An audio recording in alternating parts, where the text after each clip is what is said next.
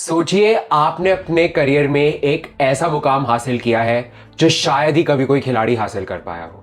आप test cricket में बनाते हो 300 रन और ये कीर्तिमान हासिल करने वाले आप सिर्फ दूसरे इंडियन खिलाड़ी ही बनते हो। उसके बावजूद आपको इंडियन टेस्ट टीम से ड्रॉप कर दिया जाता है और वापस कभी भी नहीं बुलाया जाता। तो इस पूरे सेटबैक के बाद कोई भी खिलाड़ी सोचेगा कि उसका करियर तो अब खत्म है और वो कभी भी वापस इंडिया के लिए क्रिकेट नहीं खेल पाएगा। पर अगर उस खिलाड़ी का नाम करुण नायर है तो वो ऐसा बिल्कुल नहीं सोचेगा। वो जाकर मेहनत करता रहेगा, रन बनाता रहेगा, डोमेस्टिक क्रिकेट को डोमिनेट करता रहेगा, अपने ऊपर काम करेगा और चाहे देरी क्यों ना लग जाए वापस जरूर आएगा। और यही हमें देखने को मिला कि 9 साल बाद करुण नायर ने कर ली है इंडियन टेस्ट टीम में वापसी। ये बात है 2016 की, जब चेन्नई में इंडिया और इंग्लैंड का टेस्ट मैच चल रहा था। वहां Karun Nair as a replacement player खेलते हैं अजिंक्य रहाणे की जगह पर और वहां पर वो एक ऐसी इनिंग्स खेल देते हैं 303 रन नाबाद की जो शायद हिस्ट्री बुक्स में लिखी जाएगी और एक ऐसी पारी जो करुण नायर पूरी जिंदगी याद रखने वाले हैं। इस सब के बावजूद करुण नायर का करियर जो होना चाहिए था अभी तक और टेस्ट क्रिकेट में उनको स्पेशली जो महारत हासिल करनी चाहिए थी वो नहीं कर पाए। इस बात को लेकर उन्होंने काफी ज्यादा डिसअपॉइंटमेंट भी जताई है और इसके बाद बड़ी ताज्जुब की बात है कि उस खिलाड़ी को बस 3 ही टेस्ट मैच खिलाए गए। 2017 की बीजीटी में लास्ट हमें करुण नायर देखने को मिले थे जहां उन्होंने धर्मशाला में ऑस्ट्रेलिया के खिलाफ अपना लास्ट टेस्ट मैच खेला था। उसके बाद करुण नायर टेस्ट टीम के स्क्वाड्स में दिखते रहे, उनका नाम आता था बट उनको प्लेइंग 11 में कभी मौका नहीं मिला। ये बात 2018 के इंग्लैंड टूर की भी है जहां पे करुण नायर टीम का हिस्सा जरूर थे बट प्लेइंग 11 में उनको जगह नहीं मिली और यहां तक कि हनुमा विहारी जिन्होंने लास्ट मोमेंट पे टीम ज्वाइन करी थी उनको उससे पहले खिला दिया था। तो बहुत ही ज्यादा दर्दनाक दृश्य थे यहाँ पे करुण नायर के लिए और बहुत ही खराब टाइम था उनके लिए जहां इतना सब कुछ करने के बाद इंडियन क्रिकेट के लिए 300 रन बनाने के बावजूद उनको जगह नहीं मिल रही थी और सब लोगों को समझ ही नहीं आ रहा था कि एक ऐसा खिलाड़ी जो इतना अच्छा कर रहा है और 300 रन रोज तो बनते भी नहीं टेस्ट क्रिकेट में, उनकी जगह नहीं बन पाती है। तो फिर तो सिस्टम में ही कई सारी प्रॉब्लम्स निकल कर आई। पर उसके बाद हम यही देखते हैं कि करुण नायर कर्नाटका के लिए रन्स करते हैं, कर्नाटका में अच्छा खेलते हैं बट कुछ टाइम बाद उनकी कर्नाटका के लिए भी परफॉर्मेंस डिप होने लगती है जो उनके करियर को काफी ज्यादा मुश्किल में भी डाल देती है। करुण नायर जब कर्नाटका के लिए खेलते थे तो पिछले 56 इनिंग्स से उनका एक भी शतक नहीं आया था और बहुत बुरी तरह उनकी फॉर्म चली गई थी। उसकी वजह से ये भी हुआ कि कर्नाटका की टीम से उनकी जगह चली गई और एक टाइम पे इतना सेलिब्रेटेड करियर जो था, जहां हमने अभी इतनी बात करी कि उन्होंने 300 रन बनाए थे इंग्लैंड के खिलाफ, उनको नेक्स्ट बिग थिंग माना जा रहा था, उनको चेतेश्वर पुजारा, अजिंक्य रहाणे, केएल राहुल जैसे खिलाड़ियों की श्रेणी में गिना जा रहा था। आज वो खिलाड़ी अपनी स्टेट टीम से भी बाहर हो गया और एक ऐसे खिलाड़ी का डाउनफॉल देखकर हम सबको बहुत ज्यादा चोट पहुंची। करुण नायर खुद जिनके साथ इतना सब कुछ हो रहा था वो अंदर से इतनी बुरी तरह टूट चुके थे और उनका बस एक ट्वीट आया था अपने सोशल मीडिया हैंडल पर जहां उन्होंने कहा था, dear cricket just give me one more chance.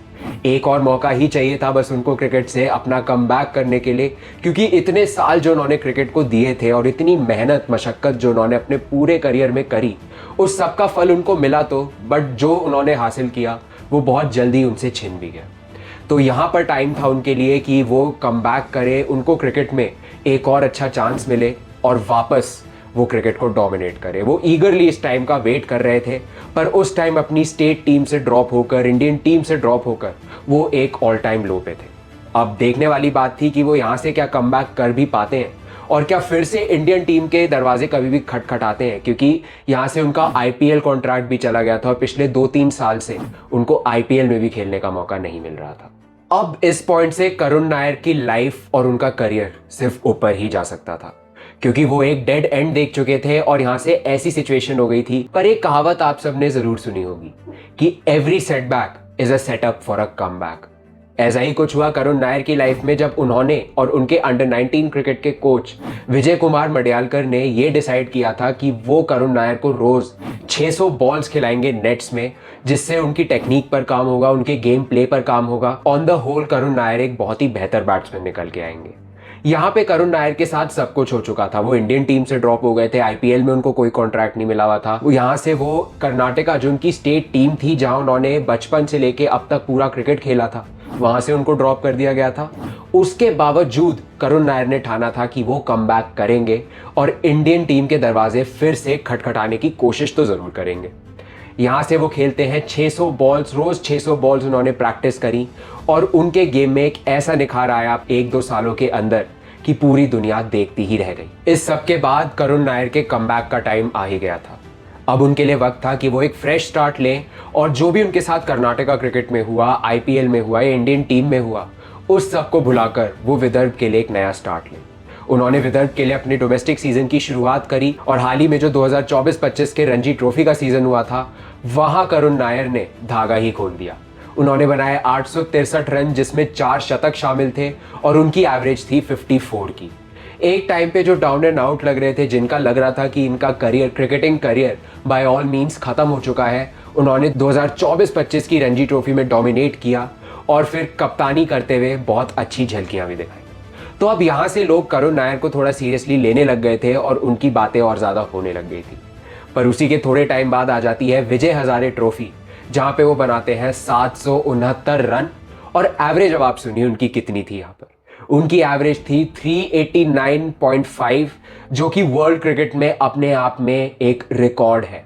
और एक और कीर्तिमान करुण नायर ने यहाँ पे ये हासिल कर दिया था कि उन्होंने 542 रन बनाए थे बिना आउट हुए, यानी कि उन्होंने 542 रन जितने मैच खेले उन सबको मिलाकर बनाया और किसी भी मैच में वो आउट नहीं हुए थे।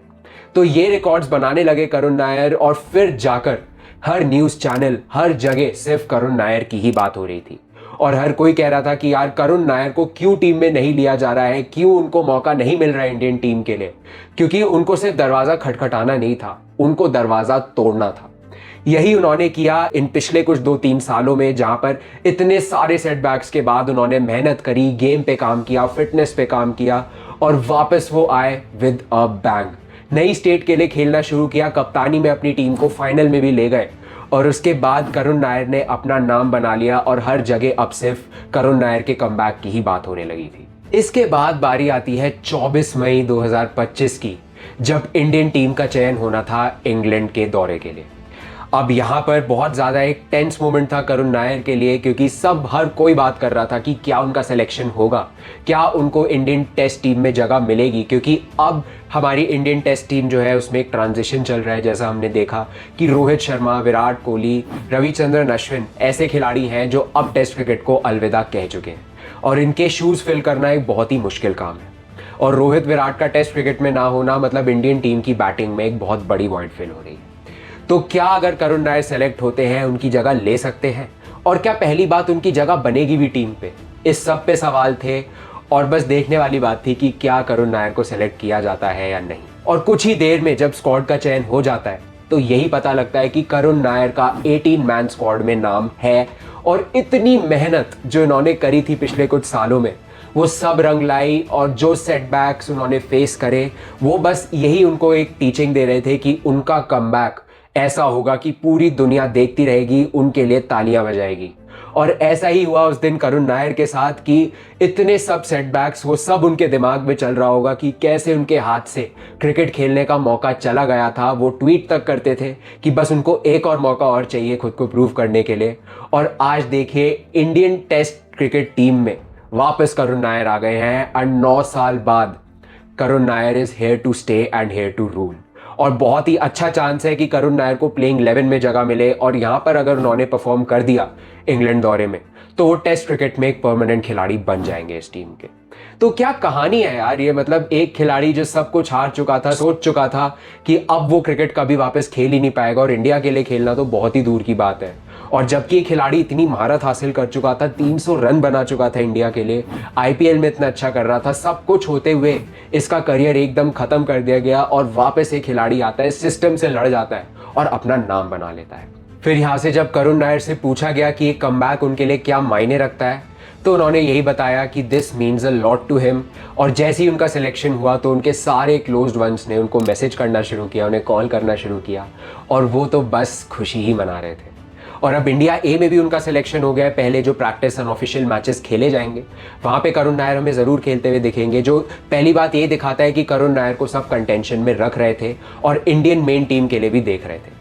वहाँ पे अगर करुण नायर अच्छा करते हैं तो वो प्लेइंग 11 में भी ज़रूर खेलेंगे और प्लेइंग 11 में खेल के अच्छा करते तो अभी लंबे टाइम के लिए वो इंडियन टेस्ट टीम की भी एक अहम कड़ी बन जाएंगे। तो यही बात है यार, बस अपने ऊपर विश्वास रखो और अपने प्रोसेस पे ध्यान देते रहो। दुनिया कितना भी नीचे गिराए, आपको बस ऊपर उठना आना चाहिए। करुण नायर ने ये बात सीख ली और बहुत ही जल्दी अपना करियर उन्होंने 360 डिग्री पलट के रख दिया। तो चलिए आज के लिए बस इतना ही। अब आप हमें कमेंट्स में बताइए कि करुण नायर की ये जर्नी जिसमें इतने अप्स एंड डाउन्स थे और एक ऐसा डाउन पीरियड था जो शायद ही कभी कोई क्रिकेटर फेस करता हो, इस सब के बावजूद, चाहे पॉलिटिक्स हो गई हो उनके खिलाफ, चाहे उनको मौके नहीं दिए गए हो इतना अच्छा खेलने के बावजूद, सब कुछ करुण नायर ने झेला। एक टाइम पे लग रहा था इनका क्रिकेटिंग करियर हमेशा के लिए खत्म हो चुका है, जब इनकी स्टेट टीम तक ने इनको ड्रॉप कर दिया था। उस सब के बाद करुण नायर आते हैं, कैसा कमबैक करते हैं जो पूरा देश देखता रह जाता है। तो अब आप हमें बताइए कि क्या करुण नायर इस इंग्लैंड दौरे में डोमिनेट करने वाले हैं और आगे आने वाले टाइम में इंडियन टेस्ट टीम की एक अहम कड़ी बनेंगे? आप हमें कमेंट्स में जरूर बताइए। और अगर आपको ये वीडियो पसंद आया हो तो please like, comment, share and subscribe to my channel and keep watching the cricket show with Sid.